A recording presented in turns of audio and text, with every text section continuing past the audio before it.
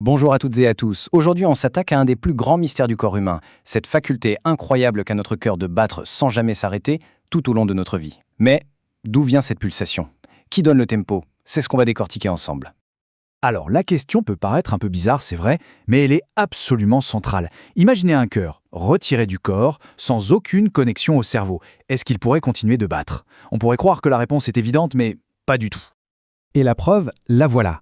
Regardez bien, ce cœur de grenouille a été complètement isolé. Toutes les connexions nerveuses avec le cerveau ont été coupées. Et pourtant, il continue de battre de lui-même tant qu'on le nourrit avec un liquide spécial. C'est juste incroyable, non?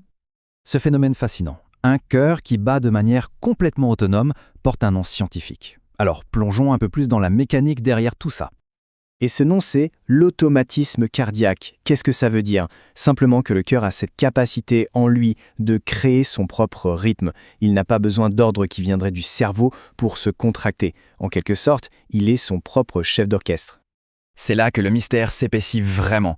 Ok, le cerveau n'est pas le grand patron. Mais alors, qui est aux commandes? Quelle partie du cœur lance la toute première impulsion? Pour commencer à y voir plus clair, des scientifiques ont mené il y a longtemps des expériences assez ingénieuses, en particulier sur le cœur de grenouille, avec une technique qu'on appelle les ligatures de Stanius. L'idée était simple, mais vraiment brillante. Il s'agissait d'utiliser de petits fils pour ligaturer, c'est-à-dire serrer et isoler, différentes zones du cœur. Chaque ligature agit comme une sorte de barrière, ce qui permet de voir quelle section est vraiment le centre de commande.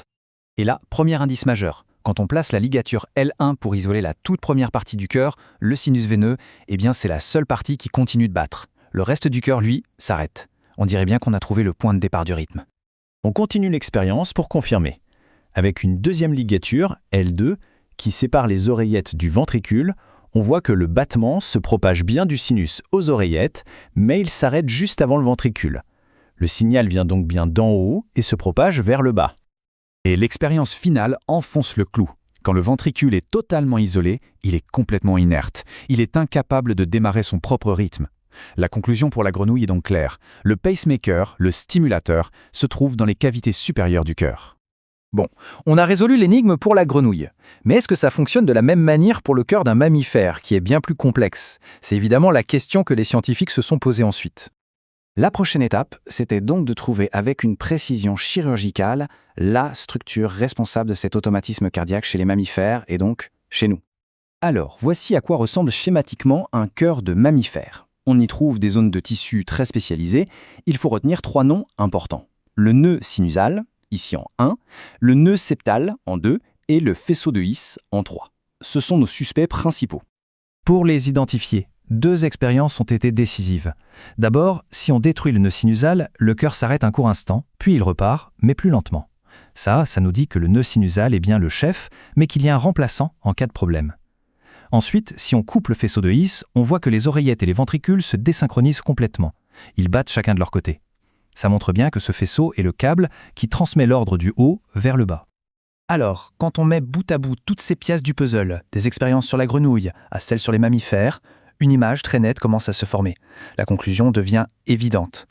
Toutes ces recherches nous amènent à une idée assez folle. Le cœur possède en quelque sorte son propre petit cerveau, son propre centre de commandement interne. Et ce centre de commandement, c'est le nœud sinusal. C'est cette minuscule structure située dans l'oreillette droite qui est à l'origine de tout. C'est elle qui génère la première impulsion électrique et qui impose son rythme à tout le reste du cœur. Pour résumer, le système est incroyablement bien fait. Il y a une vraie hiérarchie. Le nœud sinusal est le chef parce que c'est lui qui bat le plus vite. Mais s'il tombe en panne, pas de panique, d'autres structures comme le nœud septal peuvent prendre le relais, même si c'est un rythme plus lent.